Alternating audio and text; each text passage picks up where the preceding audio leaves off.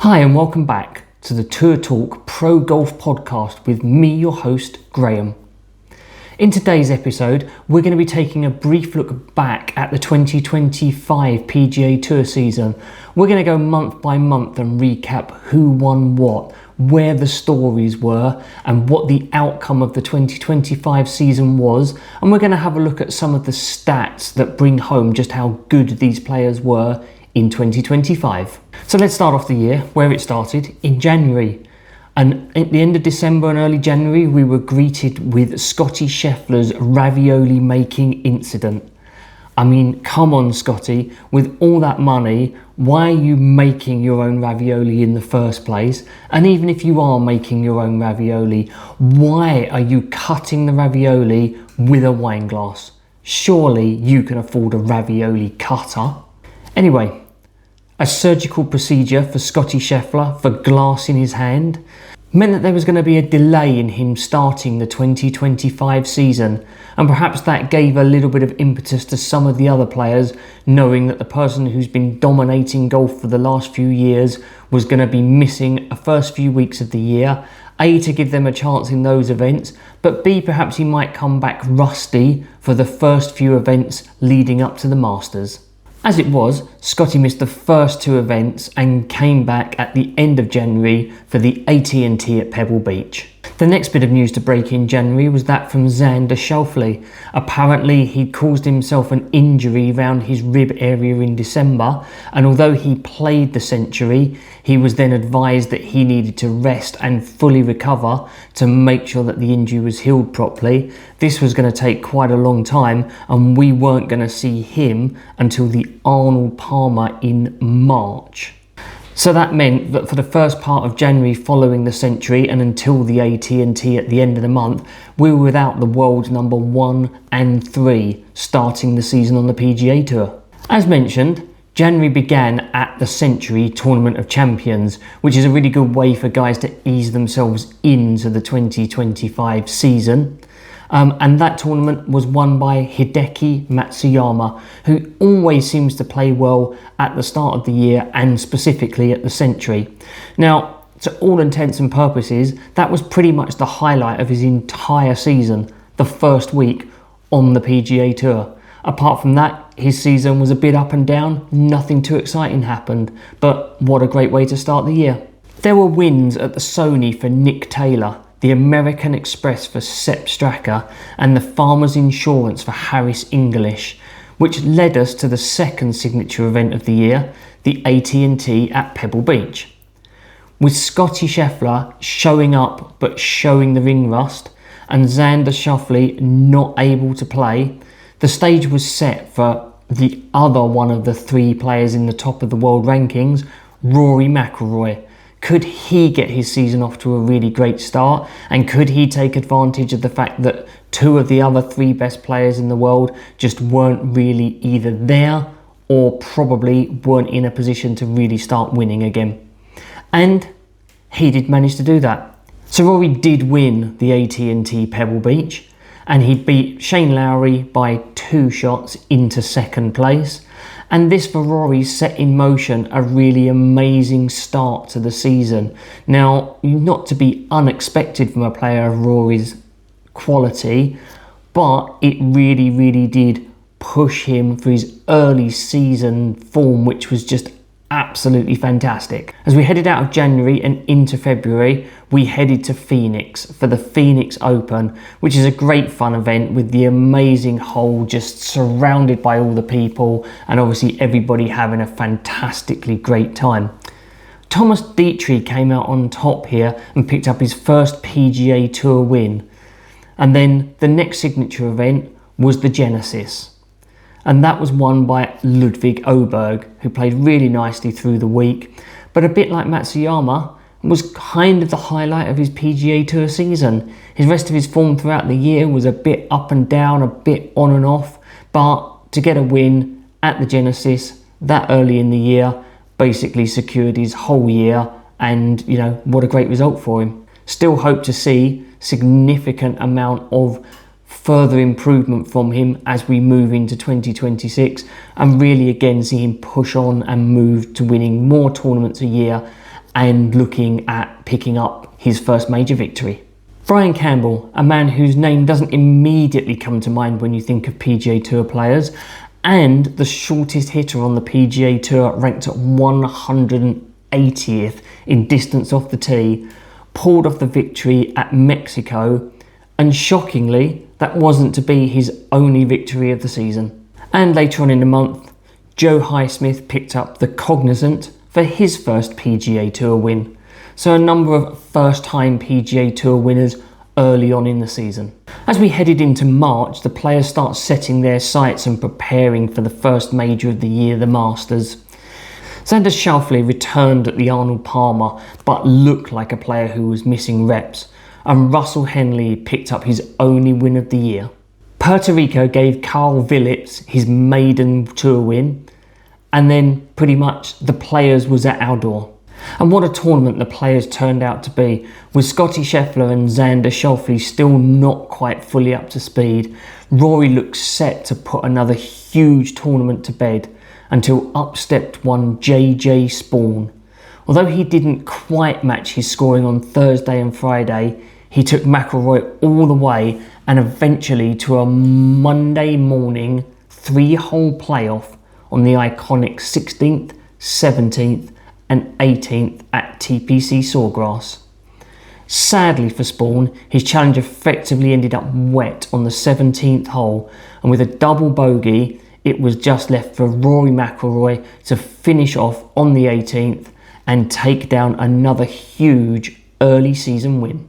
The Valspar was an interesting tournament and was won by Victor Hovland, who even seemed astounded at himself based on his play over the last number of months in the lead up to the event.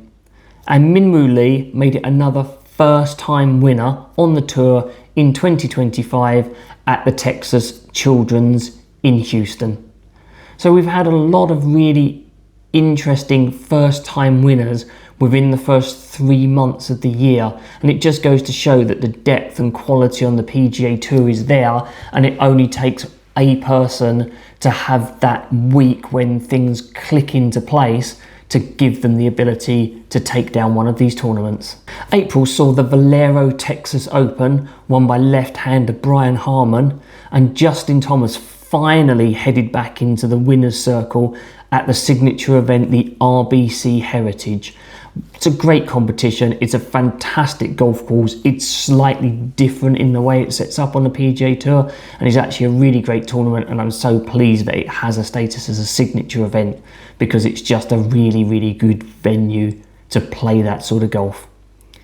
Garrick Higo won the Corrales Punta Cana, and Andrew Novak and Ben Griffin teamed up to put both of their first PGA Tour wins on the board at the Zurich. So even more first-time PGA Tour winners. But obviously, the big news of the month of April was Rory McIlroy's historic win at the Masters. I'm not going to touch on it much here, as there's going to be a pod in the coming weeks where I'm going to look back at all the major championships, the results, the winners and the losers, and how that formed and shaped the tour season through the majors. Following his historic Masters victory, Rory then went missing. So although he was playing some tournaments, he wasn't really contending. He'd obviously got to the point where he was starting to just make the most and enjoy what he'd actually achieved, and his motivation wasn't there. And as we moved into May, surprise, surprise, who was it who was going to step up and take on the mantle as being the best player on the PGA Tour? No surprises, but we'll carry on. As May came around, Scottie Scheffler finally got himself back to where he would want to be with his game following Ravioli Gate. And in May, he proceeded to show us why he's the greatest player in the world at the moment by winning the Byron Nelson, the PGA Championship, which added his second major of the Slam to his resume, and he defended the Memorial, something that is very, very rarely seen on the PGA Tour. 3 wins in May, and it was clear Scottie was back to doing what Scottie does best, which is dominating world golf. The other winners in May included Sepp Straka, who took down the signature event, the Truist, for his second win of the season. Ryan Fox won the Myrtle Beach Classic and Ben Griffin picked up the Charles Schwab Challenge, which gave him his second victory of the year, but technically his first in an individual competition. Ryan Fox carried over his form in May into June and he picked up his second title of the year at the RBC Canadian Open. Keegan Bradley won the signature event The Travellers after he birdied the last hole and Tommy Fleetwood bogeyed it to lose, and thus really began the speculation that carried on throughout the rest of the year about whether Keegan Bradley, who was the captain for the US Ryder Cup team, would actually either qualify to be part of the playing team or may even pick himself to play in the event. Long-hitting youngster Aldrich Potgieter won the Rocket Classic, shooting 62 on day one and finally winning a three-man playoff against Max Grazeman and Chris Kirk on the fifth extra playoff hole. But the story of June was JJ Spaun putting the ghost of Sawgrass behind him and taking down the US Open at Oakmont and being the only man in the entire field to shoot under par. The guy had a breakout season, especially up to this point. He obviously played fantastically at the Players' Championship, obviously only losing in that playoff to Rory McIlroy, and then just basically bringing it at the US Open and winning that tournament and taking down a major that probably no one had expected him to win. July started with our man Brian Campbell, the shortest hitter on the PGA Tour, winning once again at the John Deere before Chris Gotterup headed over the pond to the United Kingdom and Ireland and found some really good form, culminating in a win at the dual-sanctioned Scottish Open and immediately thrusting himself into the question of could he be a pick for the Ryder Cup. William Miao became another first-time winner at the ISCO, and the first-time winners were just mounting up this PGA Tour season, with the exception of a few players who had multiple wins or players who had won previously in other years. First-time winners were making up a big percentage of overall winners at the start of 2025. This was brought home again at the Barracuda, where Ryan Gerard picked up his maiden tour win. Again, just going to prove that if the guys can turn up with the form, if the putter's hot, and if everything clicks into place, literally anyone in those starting fields can have a chance of winning the tournament. The 3M was won by Kurt Kitayama, and Cameron Young finally got that maiden tour win, destroying the field at the Wyndham and starting a run of form that would lead him to the Ryder Cup and probably being one of the best American players at that Ryder Cup. However, as always, the big news of the month was the major. The major was the British Open, and the British Open was won by none other than Scottie Scheffler, giving him his second major win of the year and now his third of the career Grand Slam. So that was major season over, with McIlroy picking up the Masters, Scheffler the PGA, Spaun the US Open and Scheffler the Open. And that meant that all eyes were now headed towards the FedEx Cup, the race for the top 50 and the big bucks money at the Tour Championship. The first playoff event, the FedEx St Jude, was won by Justin Rose in a playoff against one of 2025's breakout stars, JJ Spaun. And what a season he's had. Obviously, he had two playoffs and lost both of them, but two great finishes and also taking down his first major championship. The BMW was yet another win for Scottie Scheffler, taking his season tally at this point to 5, including 2 major championships. Finally, we headed to the Tour Championships, and this time around it was Tommy Fleetwood's time to pick up his first PGA Tour Championship. He'd had a fantastic season. He'd been playing really well. He obviously lost out at the signature event to Keegan Bradley, but his form had been really good and he'd started to look very solid on the run up to the Tour Championship, but had just not been able to get over the line and finish off one of those events. However, the win was a culmination of all the hard work that he put in, and he now currently sits as the third best player in the OWGR, and better than that, the second best player in the Data Golf rankings, and thoroughly deserved for the season that he's had. Hopefully in 2026, Tommy can now push on and perhaps even pick up a major championship, which I think he probably deserves with the quality of golf that he's been playing over the last few years, and now having picked up his PGA Tour win. So that was it. The regular PGA Tour season was done. There were multiple first-time winners, and once Scottie Scheffler got going, he seemed unstoppable, and he wasn't actually done for the year at this point. Rory created history in April and dominated the first 4 months of the PGA Tour. Both JJ Spaun and Ben Griffin stood out as having amazing seasons, and we headed into September with all eyes looking at the Ryder Cup at Bethpage Black. As we headed into September and prior to the Ryder Cup beginning, the FedEx Fall took place. Now, I still maintain it's an exceptionally weird way to run a series of tournaments, but a somewhat interesting set of events where players who haven't perhaps had the season that they were expecting or hoping to have now have to battle it out to basically maintain a living on the PGA Tour for next year. It all seems a little bit artificial to me, and to be honest with you, tacking this bit onto the end of the PGA Tour season just doesn't quite sit right.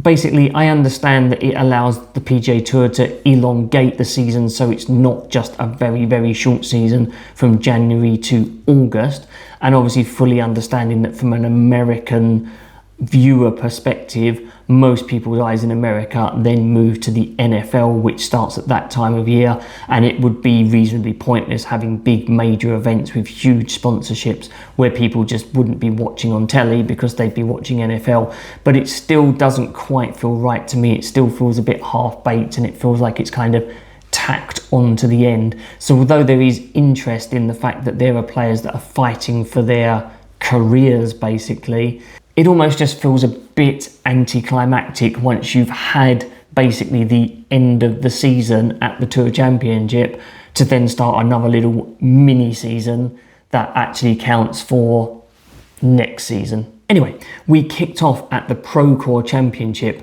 for the first event of the fall series, which was quite interesting because the US Ryder Cup team had decided to use this as a sort of a get-together and some competitive play before the Ryder Cup. So the field was stacked with most of the Ryder Cup team, with the exceptions of Bryson DeChambeau, who was ineligible to play as a live player, and Xander Schauffele, who just welcomed a new baby into the world. With a slightly reduced quality of field minus the Ryder Cup players, it was almost a foregone conclusion as to who would win, and we weren't disappointed. Scottie Scheffler won the event and took down his 6th title on the PGA Tour this year. The Ryder Cup came and went and was a great time for Europe. I'm not going to cover it particularly on this channel because I did cover it an awful lot on my other channel, and I'll leave a link in the description down for that. I covered previews of the event, I covered what was happening actually as it was live, so day results, and I also completed a full review. So if you want to do that, head over to the other channel, and there's also tons of other great content on there that I think you might enjoy. So there we go, back to the full series, and there was just 6 tournaments through October and November for the guys outside the top 50 in the FedEx rankings to try and play their way inside the top 100 and maintain their cards for the 2026 season. So there was some big motivation for players to get out, play, and find some form at the right time of the year to secure their playing rights for next year. Stephen Fisk picked up the Sanderson Farms win. Xander Schauffele headed over to Japan for the Bay Current Classic and won, salvaging a season that was obviously beset with injury early on and a real lack of form basically throughout the rest of the season. But this win probably set him up quite nicely and probably allows him to head into 2026 feeling that perhaps it could be more of a year like 2024 as opposed to this year 2025, which was nowhere near as good. Michael Brennan was likely the story of the fall. He had managed to gain his Corn Ferry Tour card for 2026 and got an invite to the Bank of Utah event, where the long-hitting 23-year-old comfortably won by 4 shots, thus skipping the Corn Ferry Tour for 2026 and heading straight to the PGA Tour. Having watched him play, having seen the amount of potential he has, and seeing how long he hits the ball, it wouldn't surprise me if he can easily and comfortably handle himself on the PGA Tour in 2026. Ben Griffin, a player who is sponsored by Worldwide Technologies, obviously rocked up at their full series event against a field battling to get into the top 100, but without the real quality of players that you would expect on a regular PGA Tour season. And surprise, surprise, he then picked up the win, showing his class, and picked up his 3rd win of the season, which put him alongside Scottie Scheffler and Rory McIlroy as the only 3 players to have 3 or more wins this year on the PGA Tour, and really signalling that perhaps he is a superstar in the making. Adam Schenk won at the windy Butterfield event, and you can check out my previous pods for a recap. And Sami Valmaki won the season-ending RSM Classic, and again, you can check out the previous pods for that recap. So that was the 2025 PGA Tour season roundup of all the tournaments and all the winners. Let's now have a look at some of the stats that have defined the year and may guide us into 2026. So Scottie Scheffler won the scoring average with a remarkable 68.13 average. That was nearly a full stroke ahead of Rory McIlroy on 69.08 and a ridiculous nearly 3 shots on the tour average of 71.08. As far as the strokes gained stats go, well, Scottie Scheffler is the only player to feature multiple times. Surprise, surprise, leading stats in strokes gained total, strokes gained tee to green, and strokes gained approach. Looking at driver distance now, which I think is an important stat as the ball rollback has now been delayed in professional golf until 2028. Aldrich Potgieter leads that stat with 325 yards, closely followed by Rory McIlroy at 323. With PGA Tour average driving distance now at 302.8 yards, it's clear that the power game is exceptionally important at the highest level. You have to go down to 117 in the stats to find the first person under 300 yards, and they're 299. With again, 2-time 2025 winner Brian Campbell being the shortest hitter on the tour with 278.4 yards.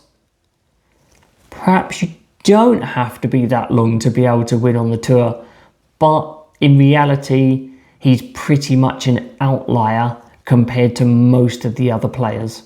I think one of the biggest things that I pulled out of the stats from 2025 and with a look to the 2026 season is statistics around Michael Thorbjornsen. In 2025, he was number 1 in total driving, greens in regulation, and ball striking. Meaning if he can tighten up his short game and putting, both where he's below average in 2026, then that could be a massive breakout year for him. Anybody on the PGA Tour who can drive the ball well, has good ball striking and good approach to greens, shouldn't find it that difficult to be able to tighten up their shots around the greens and improve on their putting. And if he can do that, then he could be a big factor in 2026 and could take down some big events, in my opinion. So that's pretty much it for the 2025 PGA Tour season. The top level of men's golf never ceases to amaze me. The way you think that they just can't get any better, can't hit it any further, can't score even lower, and yet every year they seem to be able to improve, and they have to be able to maintain their playing status on the tour. Obviously, it was a fantastic year for both Scottie Scheffler and Rory McIlroy. Tommy Fleetwood finally picked up his victory and basically looks now like one of the top players in the world moving into 2026. So this year's breakout stars for me were Ben Griffin with his 3 victories, putting him at the elite level of winners on the PGA Tour, and JJ Spaun, who although lost in 2 playoffs, did take down the US Open, and both of them, when they were allowed to play at the Ryder Cup, did perform rather well, I thought. It'll be interesting to see if they can maintain that form or even push on into 2026. And I'm really looking forward to seeing some of the young stars who are coming through, really coming of age and really starting to challenge the known faces on the PGA Tour for victories next year. So just make sure to stay tuned to the channel, because there'll be podcasts coming up breaking down the major championships of the year, and I'll also be taking a brief look back at the LPGA Tour and DP World Tour in recap videos. So if you're watching on YouTube, don't forget to like the video and please subscribe to the channel.